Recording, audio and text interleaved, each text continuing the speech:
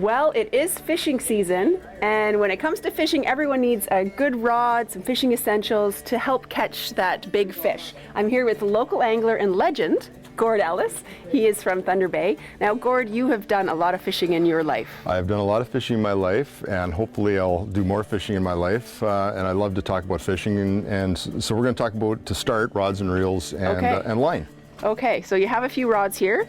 Yeah, so basically there's three main types of rods and reels that your average person would use. And most of us started with what I call a spin cast. And spin cast is the old push button style. I don't know if you've ever used these. Maybe this is what you have. I think I learned how to fish on something like that. So it's easy, right? It's fairly easy, I mean, all reels have their complications, but it's a very basic thing. The line is inside this spool, it's covered. You cast by pressing this button right here, and then the drag is on the top, and you can, so the drag is when the line comes out.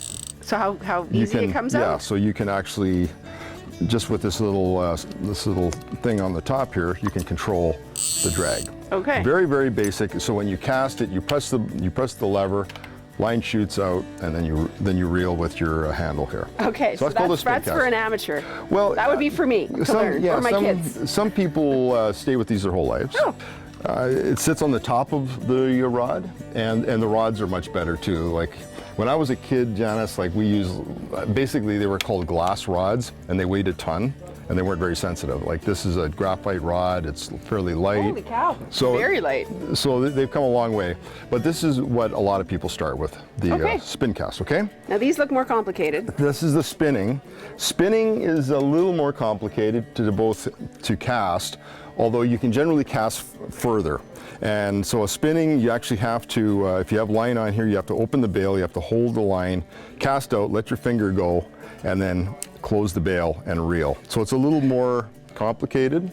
Some thinking involved. There's some thinking involved and some practice generally, but the drags are a little bit better on them, and they're a little bit lighter. And just generally, I think for most people, this is what you end up with. And the rods, again, like this is, even the intermediate beginner rods are pretty good now for the most part. They're very light. This is probably about a 6-foot rod. That's a great length for fishing for walleye or for bass. So this is called a bait cast rod and reel. This is a bit more complicated. It looks a lot more complicated. Generally a little more expensive as well. Really great for this particular style, this larger reel, good for pike, muskie, salmon, things like that. You can also get bass-sized ones, and a lot of bass anglers and tournaments use bait cast reels because you can cast incredibly far with these reels. They have a free spool mechanism that you can just basically put it almost on free spool and feather it with your thumb, cast, and then crank. And the other thing about a bait cast is the drags are extremely powerful. So you have a lot of control over fish with the drag. Again, you reel with this lever. There's different kinds. Some have a clicker on them that you can turn on and off, like that. The drag is controlled with this little star on the side, so you can make it less drag or more drag just by adjusting that. A little more money. Generally, bait cast reels just themselves are over $100. Mm-hmm. And this rod here is a little bit longer. This would be more like a salmon or maybe even a steelhead rod for trolling. It's about 9 feet long. Right. Very powerful. So those are the three basic types. Now, if you're into more tournament fishing, for instance, you want to up your game a little bit. So then you're into generally a spinning reel like this that has 7 to 12 ball bearings.